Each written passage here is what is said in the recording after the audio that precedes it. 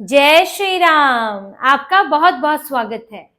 पश्चिम बंगाल में हो रही एसआईआर ने ममता बनर्जी से लेकर मौलाना, मौलवियों, मुस्लिम संगठनों, मुस्लिम नेताओं की नींदें उड़ा दी है, होश उड़ा दिए हैं। और एक भी मुस्लिम का नाम वोटर लिस्ट से ना छूट जाए, चाहे बांग्लादेशी हो, रोहिंग्या हो, भारतीय हो, इसका नाम ना छूट जाए, इसके लिए एड़ी चोटी का जोर लगा रहे हैं।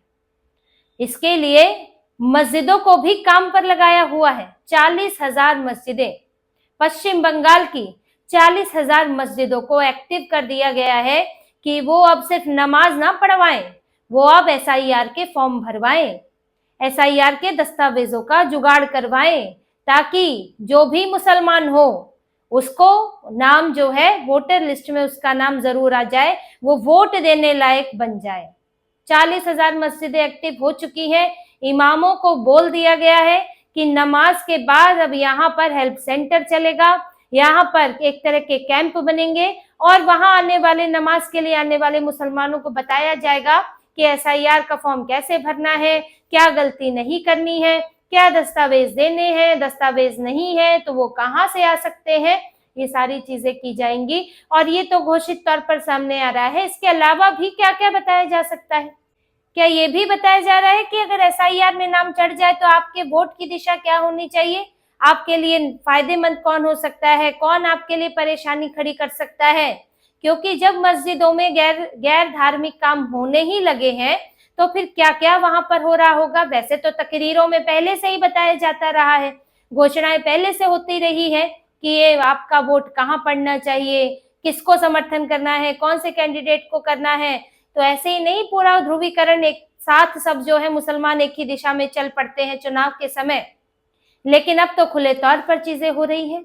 मौलाना फजलुर रहमान तो साफ तौर पर कह रहे हैं कि इमामों का काम सिर्फ मंच तक, मस्जिद के मंच तक सीमित नहीं है, यानी कि सिर्फ तकरीर देना या नमाज कराना काम नहीं है, उन्हें तो और आगे काम करना चाहिए। ये मौलाना फजलुर रहमान जो है ये रेड रोड पर जो नमाज होती है एक साथ सामूहिक नमाज का नेतृत्व करते हैं।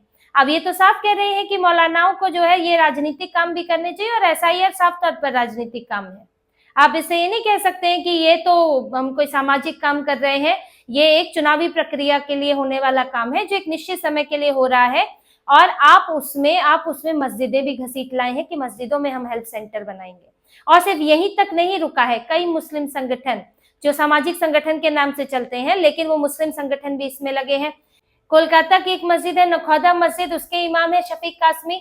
उन्होंने एसआईआर को उत्पीड़न कह दिया है कि ये तो 10 करोड़ लोगों का एक महीने में इस तरह से एसआईआर के फॉर्म भरवाना, ये तो उत्पीड़न हो रहा है, ये तो गलत है और इसके लिए ही हम जो है मदद कर रहे हैं और हम कैंप लगा रहे हैं। तो आप देखिए क्या क्या हो रहा है मस्जिदों के अंदर। और यहीं तक बात सीमित नहीं है, अल्पसंख्यक मामलों के मंत्री हैं सिद्दीकुल्ला चौधरी, उन्होंने तो जमीयत उलेमा हिंद के साथ मिलकर अभियान चला दिया है, जगह जगह कैंप लगा दिए हैं। और जमीयत उलेमा हिंद जो इसकी बंगाल इकाई है उसका आप नेटवर्क देखिए, 16 लाख लोग जुड़े हैं, 22 जिलों में फैली है, 1.5 लाख से ज्यादा छात्र हैं, 25,000 करीब शिक्षक इनके साथ जुड़े हैं। तो पूरा का पूरा मामला एक्टिव हो गया है कि इधर से जैसे एक मशीन का बटन दबाते हैं और सारा सिस्टम एक्टिव हो जाता है, उसी तरह से यहाँ से एक जगह से चलता है और फिर सारा नेटवर्क, वॉलेंटियर, मस्जिद के मौलाना, मौलवी, मुस्लिम संगठन, मुस्लिम नेता सब एक्टिव हो जाते हैं और इन्हें वोटर लिस्ट में नाम चढ़वाना है। क्योंकि लोकतंत्र में तो मुंडियां गिनी जाती हैं, जिसकी जितनी संख्या होती है वो सरकार बनाने में उतना ताकतवर होता है, तो वही संख्या वोटर लिस्ट में चढ़वानी है इन्हें। जबकि सिद्दीकुल्ला चौधरी जो कि अल्पसंख्यक मामलों के मंत्री हैं, वो अल्पसंख्यक के नाम पर सिर्फ मुसलमानों के लिए काम कर रहे हैं। जबकि पश्चिम बंगाल में सिखों की संख्या है 63,000, बौद्धों की संख्या है करीब 3 लाख, जैन है करीब 60,000।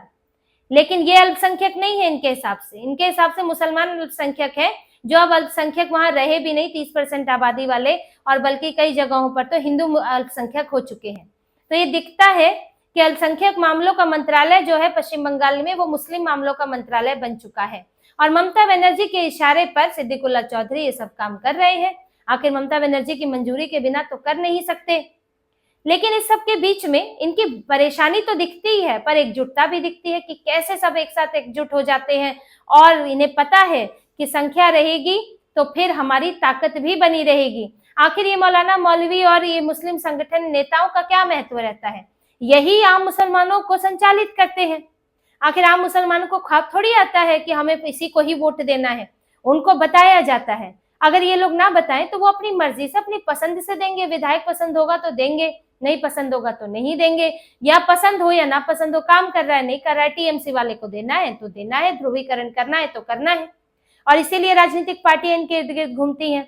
सोनिया गांधी जामा मस्जिद में जाया करती थी बुखारी से मिलने, बाद में मस्जिदों से ऐलान होता था कि कहाँ वोट जाएगा। तो ये तो पूरा राजनीति, मजहब राजनीति घुसी रहती है, साथ साथ चलती है। जहां मजहब जाएगा वहीं राजनीति जाएगी। मजहब के ठेकेदार जिसको वोट दिलवाना चाहेंगे उसी को ही दिया जाएगा, और वो उसी को वोट दिलवाना चाहते हैं जो तुष्टीकरण करता है। तो ममता बनर्जी इसलिए भर भर कर तुष्टीकरण कर रहे हैं। दूसरे लोगों में समस्याएं हैं, हिंदुओं के साथ है कि आपके वहां पर धार्मिक संगठन सिर्फ धर्म के काम करेंगे, इसके अलावा कुछ और में इन्वॉल्वमेंट नहीं रहती है। राजनीतिक स्तर पर बीजेपी ने हेल्थ सेंटर बनाए हैं क्योंकि बांग्लादेश से आए हुए हिंदू भी हैं, उनके साथ भी समस्या हो रही है। और गलत फॉर्म तो कोई भी भर सकता है, वो तो मुस्लिम भी, हिंदू भी, सिख, जैन, बौद्ध, ईसाई कोई भी एक गलत फॉर्म भर सकता है। तो उसको सही जानकारी होनी चाहिए, उसके लिए बीएलओ बीएलए भी लगाए जाते हैं। लेकिन यहाँ तो अलग से इमाम लगाए जा रहे हैं, मौलवी लगाए जा रहे हैं। अब मौलवी कोई बना देते भैया बीएलए, ममता बनर्जी सीधे सीधे अपने पार्टी का एजेंट बना लेती मौलवी को। चल तो वही रहा है, कर तो वही रहे हैं। पर एक एसआईआर ने देखिए कितनी बड़ी बौखलाहट मचा दी है। क्या पूरा जो सिस्टम है वो सबके सामने लाकर रख दिया है। ये एसआईआर जब तक नहीं हुई थी तब तक क्या सामने आ रहा था कि पश्चिम बंगाल में किस तरह से पूरा वोटों का खेल चल रहा है, कैसे डुप्लीकेट वोट होते हैं, कैसे जो है फर्जी वोटों को इस्तेमाल किया जाता है, एक जगह से दूसरी जगह शिफ्ट किया जाता है, और कैसे घुसपैठिए भरे हुए हैं वहां पर, जो अभी दौड़ लगा रहे हैं बॉर्डर की तरफ कि कल को भाजपा सरकार आ गई, एसआईआर के बाद चिन्हित कर लिए गए, तब तो दाना पानी नहीं लिखा है भारत में, सीधे जो है डिटेंशन कैंप में जाना पड़ेगा। राशन कार्ड, फ्री का राशन, फ्री का सामान, ये सब भी बंद हो जाएगा। फ्री का स्कूल पढ़ते हैं, वहां से पैसा भी मिलता है। ममता बनर्जी तो अलग सुविधाएं चलाती रहती हैं, वो तो अलग बात है। तो ये सब चीजें एसआईआर से सामने आ रही हैं, और ये सबसे बड़ा असर यही दिखने वाला है। बिहार में भी आपको ये नहीं देखने को मिला होगा, वहां मस्जिदें इस तरह से एक्टिव नहीं हुई थी। और एक वजह ये भी थी कि वहां दस्तावेज नहीं दिलवाए जा सकते थे, अब जो थे वो थे, लेकिन यहाँ दिलवाए जा सकते हैं। यहाँ तो पहले ही टीएमसी का नेटवर्क है, अब इसके साथ ये मजहबी नेटवर्क भी जुड़ गया है। और ये लोग किस कदर लालायित है, किस कदर परेशान है, ये दिखता है कि अगर वोटर आईडी में नाम, वोटर लिस्ट में नाम नहीं आया, अगर मन मुताबिक नतीजे नहीं आए पश्चिम बंगाल में, ममता बनर्जी नहीं लौटी, सीमावर्ती इलाकों में कुछ इधर से उधर हो गया, तो फिर क्या मुसीबत इनके ऊपर गिर जाएगी। फिर तो सबको कागज दिखाने पड़ेंगे, फिर साम्राज्य नहीं चल पाएगा, फिर आप दुर्गा पूजा पर पंडाल नहीं तोड़ पाएंगे, शोभा यात्राओं पर पत्थर नहीं बरसा पाएंगे। अब डर तो लग रहा है कि खुलेआम जो चल रहा था अब वो नहीं हो सकता, कि ताजिया के लिए परमिशन मिल जाए लेकिन मूर्ति विसर्जन के लिए परमिशन ना मिले।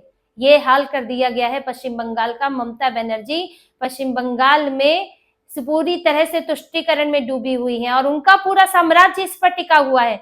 इसीलिए ममता बनर्जी परेशान है, कोर्ट गई हैं, कोर्ट लेकर पहुंची इस मामले को, जबकि अभी बिहार का एसआईआर का मामला निपटा ही है और वहां पर किसी ने फाइनल लिस्ट पर सवाल नहीं उठाया। कोर्ट के कहने के बावजूद कि टाइम फ्रेम है आपके पास, 1 हफ्ते में बताइए, कोई सवाल नहीं उठाया, खत्म हो चुका मामला। लेकिन ये पहुंची हुई है क्योंकि इनको दिखाना है और इनको रोकने की भी कोशिश करनी है कि एसआईआर में कैसे भी खलल पड़ जाए।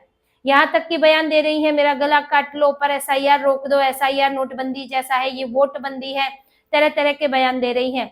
तो बेचैनी है, परेशानी है, सत्ता जाती हुई लग रही है, कुर्सी हिलती हुई लग रही है, और साथ ही जो मजहबी सत्ता बना के बैठे हुए हैं उनकी कुर्सियां भी डगमगा रही है।